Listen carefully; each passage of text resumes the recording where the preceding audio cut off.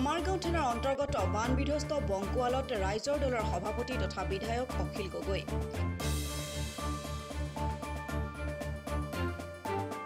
বানাক্ৰান্তৰ দুখ দুৰ্দশাৰ বুজ ললে বিধায়কগৰাকীয়ে। তীব্ৰ সমালোচনা কৰিলে বিজেপি চৰকাৰ, মুখ্যমন্ত্ৰী আৰু জলসম্পদ মন্ত্ৰী পীযুষ হাজৰিকাক। হয়, আজি বান বিধ্বস্ত বংকুৱালত বানাক্ৰান্তৰ দুখ দুৰ্দশাৰ বুজ ললে ৰাইজৰ দলৰ সভাপতি অখিল গগৈ। পৰিদৰ্শন কৰিলে বানে ছিঙা কেইবাটাও পথ।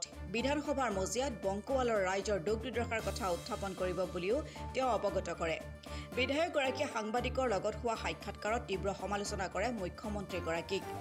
নিজৰ কাৰ্যালয়ত বহি বান বিধ্বস্ত অঞ্চলৰ ৰিপৰ্ট লৈ বিভাগসমূহক কাম কৰিবলৈ কাঢ়া নিৰ্দেশ দিবলৈ আহ্বান জনায়। লগতে মন্ত্ৰী পীযুষ হাজৰিকাক চুট-বুট মন্ত্ৰী বুলিও সমালোচনা কৰে। হাফ পেণ্ট পিন্ধি বানপানী চাবলৈ আহিবলৈ কয় পীযুষ হাজৰিকাক।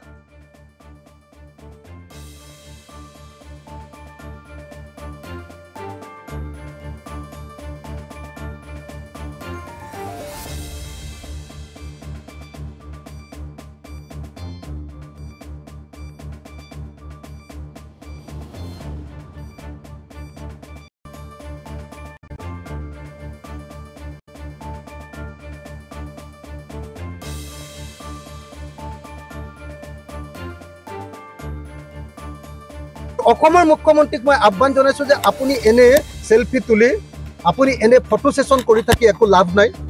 আপুনি অকণমান পানীত থিয় হৈ এনে বাৰম্বাৰ আপুনি এনে কেইটামান ফটো উঠাই মানুহৰ পৰা এতিয়া সেন্টিমেন্ট লৈ লাভ নাই। আপুনি সহানুভূতিৰ খেল খেলি লাভ নাই। আপোনাৰ চৰকাৰৰ কাৰণে মানুহ বিধ্বস্ত হৈছে। গতিকে এই মুহূৰ্তত আপুনি অফিচত বহি যি নিৰ্দেশ দিব লাগে সেই নিৰ্দেশ দি এনেকুৱা বান বিধ্বস্ত বংকুৱাল, বান বিধ্বস্ত মহুৱামুখ, বান বিধ্বস্ত শিৱসাগৰ, বান বিধ্বস্ত দিচাংমুখ এইবিলাকক বচাবৰ কাৰণে ব্যৱস্থা গ্ৰহণ কৰিবৰ কাৰণে মই চৰকাৰ অসমৰ মুখ্যমন্ত্ৰীক আহ্বান জনাইছোঁ। এতিয়া অকল টিভি তোলাই থকাৰ সময় নহয়। অসমৰ মুখ্যমন্ত্ৰীয়ে কেৱল পানীত ৰৈ বা বোকা অকণমান খচি দেখুৱাই এনেকৈ কেৱল সহানুভূতিৰ খেল খেলি থাকিলে নহ'ব। মুখ্যমন্ত্ৰীক মই অনতি বিলম্বে অসমৰ বানপীড়িত ৰাইজক প্ৰকৃত অৰ্থত উদ্ধাৰ আৰু সাহায্য প্ৰদান কৰিবৰ কাৰণে আৰু বান বিধ্বস্ত এলেকাবিলাক পুনৰ মেৰামতি কৰিবৰ কাৰণে দাবী উত্থাপন কৰিছোঁ। মানে অসমৰ মুখ্যমন্ত্ৰীজন মুখ চহকী। অসমৰ মুখ্যমন্ত্ৰীজনে কথা বেছিকৈ কয়, কামত কম আছে। কিন্তু টিভিবিলাক আৰু বাতৰি কাকতবিলাকক তেওঁ নিজৰ লগত ৰাখি তেওঁ কথাবিলাককে অনবৰতে প্ৰচাৰ কৰি থাকে। তো আজি যদি সঁচাকৈ অসমৰ চব মথাউৰি কংগ্ৰেছৰ দিনতে তৈয়াৰ কৰা হয় তেতিয়াহ'লে তেওঁতো স্বীকাৰে কৰি দিলে তেওঁলোকৰ দিনত কোনো মথাউৰি বনোৱা নাই।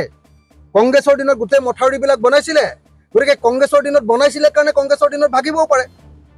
কংগ্ৰেছৰ দিনত বনোৱা মথাউৰি ভাগিব পাৰে। তেওঁলোকৰ দিনত মথাউৰি বনোৱা নাই কাৰণে তেওঁলোকৰ দিনত ভগা নাই। কথাটো সেইটোৱে চাফা চাফি কথা।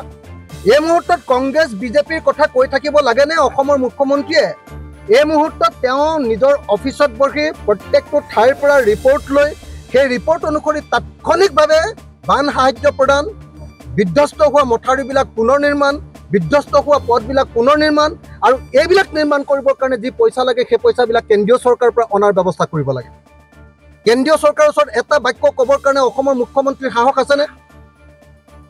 অসমৰ মুখ্যমন্ত্ৰীক অকল প্ৰধানমন্ত্ৰীয়ে এটা ফোন কৰিয়ে দায়িত্ব সামৰা নাইনে?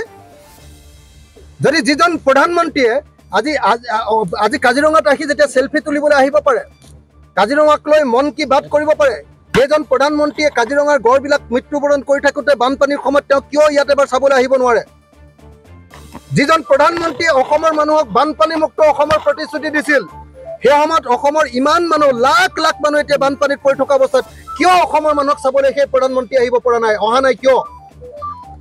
আৰু সেই প্ৰধানমন্ত্ৰীৰ ওচৰত অসমৰ মুখ্যমন্ত্ৰীজনে অসমৰ এই সমস্যাবিলাক সমাধান কৰিবৰ কাৰণে 50,000 কোটি টকা এটা খুজি আনিব পৰা নাই কিয়? এইটো নকৰি অসমৰ মুখ্যমন্ত্ৰীয়ে ক'ৰবাত এটা ঠাইলৈ গৈ বানপানীত গৈ অকণমান দ পথাৰত গৈ দ পানী এটুকুৰাত গৈ আঁঠুলৈকে পানীটো ডুবাই তাত ফটো সেশন কৰি থাকিলে নহ'ব। অসমৰ মুখ্যমন্ত্ৰীক আমি বান বিধ্বস্ত এলেকাক পুনৰুদ্ধাৰ কৰিবৰ কাৰণে, তাৰ পথবিলাক নিৰ্মাণ কৰিবৰ কাৰণে, মথাউৰিবিলাক তাৎক্ষণিকভাৱে নিৰ্মাণ কৰিবৰ কাৰণে আৰু দুৰ্বল মথাউৰিবিলাক সবল কৰিবৰ কাৰণে দিহা দিবৰ কাৰণেহে অসম চৰকাৰক এই মুহূৰ্তত আমি আহ্বান জনাইছোঁ। মানে পীযুষ হাজৰিকা হ'ল মানে চুট-বুট মন্ত্ৰী এজন। বানপানী হ'লেও একদম সাংঘাতিক চুট-বুটত আহি দুটা ফটো সেশন কৰিলে, গহীন দুটামান কথা ক'লে, একদম অহংকাৰৰ চূড়াত উঠি সাধাৰণ মানুহবিলাকক তেওঁলোকৰ প্ৰজা বুলি ভাবি, তেওঁলোকে নিজকে ৰজা বুলি ভাবি ফটো সেশন দুটামান কৰিলে। এইটোৱে হ'ল মন্ত্ৰী পীযুষ হাজৰিকাৰ কাম। এই মুহূৰ্তত পীযুষ হাজৰিকা ডাঙৰীয়াই অখিল গগৈক আক্ৰমণ কৰা উচিত। নে এই মুহূৰ্তত পীযুষ হাজৰিকা ডাঙৰীয়াই অসমৰ মুখ্যমন্ত্ৰীক লগত লৈ কেন্দ্ৰীয় চৰকাৰৰ পৰা অসমৰ কাৰণে অধিক ধন বানপানী আৰু গৰাখহনীয়াৰ পৰা মুক্ত কৰিবৰ কাৰণে অধিক ধন অনাৰ ব্যৱস্থা কৰাটো দৰকাৰ। মইতো এটাহে দাবী কৰিছিলোঁ যে অসমৰ বানপানী সমস্যাক লৈ বিশেষ অধিৱেশন অনুষ্ঠিত হ'ব লাগে। এইটো মই বেয়া কথা কৈছোঁ নেকি আপোনালোকে কওক? অসম বিধানসভাত যদি বিশেষ অধিৱেশন বানপানীক লৈ নহয়, তেতিয়াহ'লে কিহক লৈ বিশেষ অধিৱেশন হ'ব? তেওঁলোকে সাম্প্ৰদায়িক বিষয়ক লৈ, হিন্দু মুছলমানৰ ৰাজনীতিক লৈ বিশেষ অধিৱেশন পাতিব পাৰে, কিন্তু অসমৰ বানপানী সমস্যা, অসমৰ আটাইতকৈ ডাঙৰ জাতীয় সমস্যাটোক লৈ এখন বিশেষ অধিৱেশন যেতিয়া আয়োজন কৰিবৰ কাৰণে মই দাবী উত্থাপন কৰোঁ, সেইটো ৰাজনীতি কৰা বুজায়। এইটো এজন ৱাটাৰ ৰিচোৰ্চ মিনিষ্টাৰৰ দৃষ্টিভংগী। তাৰমানে তেওঁ ৱাটাৰ ৰিচোৰ্চটোক মানে সঠিকভাৱে চলাবলৈ তেওঁৰ মন নাই। এইটোক লৈ কেৱল পলিটিক্স কৰাৰ মন, এইটোক লৈ অখিল গগৈক গালি পৰাৰ কেৱল মন, এইটোক লৈ বিৰোধী কংগ্ৰেছ বিজেপি কৰাৰ মন, এইটোক লৈ বিজেপি ৰাইজৰ দল কৰাৰ মন তেওঁ। মই এই মুহূৰ্তত পীযুষ হাজৰিকা ডাঙৰীয়াক কৈছোঁ যে আপুনি চুটবুট মন্ত্ৰী, আপোনাৰ চুটবুটবিলাক সলকাওক, অলপ হাফ পেণ্ট পিন্ধি লওক, বানপীড়িত অঞ্চললৈ আহক, মথাউৰিবিলাক কেনেকৈ কিয় ভাগিছে আপুনি নিজে লক্ষ্য কৰক। মথাউৰিবিলাক আউটডেটেড হৈ গৈছে, এইবিলাক পুনৰ নিৰ্মাণ কৰিবৰ কাৰণে কেন্দ্ৰীয় চৰকাৰৰ পৰা আমি 50,000 কোটি টকা বিচাৰিছোঁ। আপুনিও কেন্দ্ৰীয় চৰকাৰক পইচা বিচাৰিবলৈ সাহস কৰক। আপুনি মানুহৰ ওচৰত বৰমতা আৰু কেন্দ্ৰীয় চৰকাৰৰ ওচৰত আকৌ আত্মসমৰ্পণকাৰী, কেন্দ্ৰীয় চৰকাৰৰ ওচৰত আকৌ কেঁচুটোৰ নিচিনা। গতিকে এই মুহূৰ্তত মই পীযুষ হাজৰিকা ডাঙৰীয়াক ৰাজনীতি নকৰি পীযুষ হাজৰিকা ডাঙৰীয়াক ভাঙি পৰা মথাউৰিবিলাক নিৰ্মাণ কৰিবৰ কাৰণে আৰু দুৰ্বল মথাউৰিবিলাক সবল কৰিবৰ কাৰণে বিহিত ব্যৱস্থা গ্ৰহণ কৰিবৰ কাৰণে আৰু তাৰ কাৰণে কেন্দ্ৰীয় চৰকাৰৰ পৰা পইচা আদায় কৰিবৰ কাৰণে এই মুহূৰ্তত মই তেওঁক আহ্বান জনাইছোঁ।